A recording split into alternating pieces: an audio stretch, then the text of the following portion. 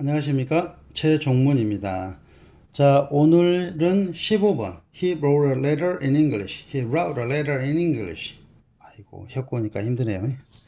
자, he wrote a letter in English. He wrote a letter in English. 자, 한국어로는 그는 영어로 편지를 썼다, 이렇게 번역이 되어 있죠. 자, 그러면 어떻게 된 건가 보겠습니다. 여기도 새로 배울 게 있어야 되는데요. 자, 1번은 he는, 그는, 이런 거 나올 땐 제일 쉽죠. 쉬운 것도 있어야죠. 2번, 이 wrote란 단어는 write란 단어 있죠. 쓰다, 작성하다. 오늘 쓰다가 아니고 뭐 거의 작성하다 정도 수준에서 생각하시면 좋습니다. 작성하다. 근데 대개는 write에다 ed나 뭐 들을 붙이면 writed 이렇게 돼야 되잖아요. 근데 요 단어는 그렇게 안 되는 것들이 있습니다. 영어에서는 대개 다 이제 지난 거 쓸 때는 다 ed형을 쓰는데 뭐 규칙, 불규칙 동사 이런 용어로 해가지고 뭐 안 쓰는 것들도 있어요. 그래서 이 WROT, wrote란 단어는 write의 과거, WROT, did writed가 아니라 썼다.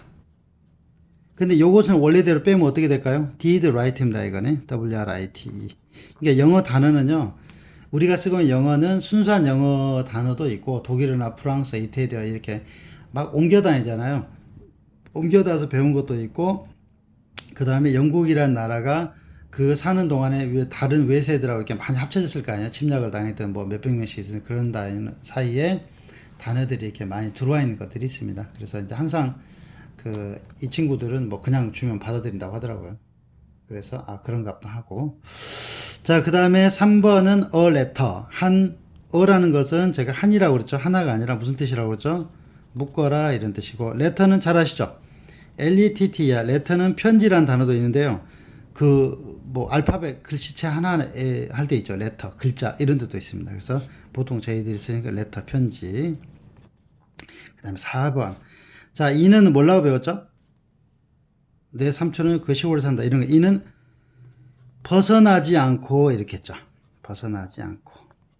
그 다음에 무엇을, 영어를. 이게 무슨 뜻이냐면 옆에 친구가 편지를 쭉 이렇게 써내려가는데 딱 보니까 절대 영어만 나오는 거죠. 독일어나 프랑스나 일본어, 한국어 안 나오고. 그래서 벗어나지 않죠. 즉 그가 작성했다 한 편지를 어떻게 썼을까요? 이는 벗어나지 않아요. 무엇을? 영어를. 근데 이걸 나중에 영어로 이렇게 번역하시잖아요. 영어로. 저희들 지금 같은 경우 인잉글시를 한국어로 번역하면 영어로잖아요. 그럼 나중에 by도 뭐뭐로 있죠. with도 뭐뭐로 있고, 그 다음에 on도 뭐뭐로 있습니다. 나중에 엄청 헷갈려 못 써요. 이거 큰일 납니다. 그래서 처음 배울 때부터 교정을 제대로 해야 된다. 그는 작성했다. 무엇을? 한 편지를. 어떻게 썼다? 벗어나지 않고 무엇을? 영어를. 이렇게. 그럼 선생님 그냥 그 짧은 팁 하나 알려드릴까요? 자, 선생님 영어로니까 by English 하면 무슨 오해됩니까? 이렇게 질문이 나올 수 있잖아요. 자, by라는 건 어떻게 쓰냐면 1번 거리상에서 최근접도를 얘기합니다. 최근접. 이거 있잖아요. stand by me. 내 옆에 살아라고 옆 사람은 되게 stand by me. 그러면 어디가 있어야 되죠? 딱 닿지 않는 그 두 개인 공간 허용된 범위까지 올 거 아니에요. 그런 거고, 두 번째 행위도가 있습니다. 행위도. 행위도 측면에서 by라는 것은요, 90%를 얘기하는 거예요. 예를 들어서 this window 보이십니까? is broken, 깨졌다 이런 얘기죠. by him, 이런 문장이 있어요. 자, 글씨를 쓸 때 안 보이시면 확대도 하시고, 그 다음에 제가 읽을 때 뭐 같이 쓰시면 되겠습니다. 그래서 이때 by가 나왔잖아요. 여러분 뭐 수동태 때 by가 나오고 외우고 이러라고 하잖아요. 자, 이것은 어떤 의미냐면 이 유리창 있죠. 유리창은 이 상태에다 깨져 있는데 by 나왔죠. 어떻게 깨졌을까요? 이게 행위도 90%를 얘기하는 겁니다. 최대한 근접해서 행위도가 누구를? 그를. 그럼 이 90%는 요놈이 했고 윈도우가 한 행위는 10%, 이런 얘기입니다. 이런 개념이 있는데, 그러니까 이 by를 여러분이 바꾸셔야 돼요. 외우지 말고 옆에 이런 게 아니라 뭐뭐에 의해서가 아니고 한국어를 이렇게 바꿔야 돼요. 90%. 행위도 측면에서 90%와 그 다음 거리에서 최근접도 이렇게 보면 됩니다. 그럼 저기다 만약에 by English를 썼다. 그럼 영어가 90% 한다는 얘기잖아요. 그럼 편지 쓰는 건 사람이 머리 써가지고 지가 이게 팍 굴려서 해야 되는 건데 안 맞잖아요. 그죠?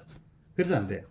그래서 행여나 이제 예전에 우리 학생들 장문시키고 막 그러면 영어로 하니까 외웠다 그래서 바이 막 이렇게 수단이고 뭐 이렇게 딱 써버리더라고. 이제 그건 옛날에 그렇게 외워서 그래요. 그렇게 배워서. 그죠? 그러면 여러분이 이제 여러분이 잘못 배웠을 수도 있고 다르게 배울 수도 있고 잘못 가르칠 수도 있잖아요. 그러면 여러분이 가지고 계신 거하고 제가 이거 드린 거하고를 잘 곰곰이 생각해 보시고 어느 쪽으로? 오른쪽으로. 그죠? 바른 쪽. 이해되는 쪽으로 갖다 쓰시면 되겠습니다. 자, 숙제는 뭐 하는 거죠? 자, 육하 원칙. 누가? 그는 뭐 했습니까? 썼죠. 뭘 썼어요? 작성했다. 한 편지를. 여기서 어떻게 썼을까요? in 벗어나지 않고 무엇을? 영어를. 그럼 예를 들어서 나중에 선생님 다른 표현 안 됩니까? 얼마든지 응용할 수 있습니다. 자, 얘는 그 사람은 익산에서 한 편지를 썼다. 익산시 he wrote a letter 어디서 in. 그럼 쌤 익산 가까이서 썼는데 근처에 썼습니다. 그러면 he wrote a letter near 이런 거 있죠. near 어디를 이렇게 나올 수도 있잖아. 재밌는 얘기를 하면 그 사람은 익산과 대전 사이에서 한 편지를 썼다. 그럴 수도 있잖아요. 그러면 he wrote a letter 쓰는 위치가 between 이런 단어 있죠.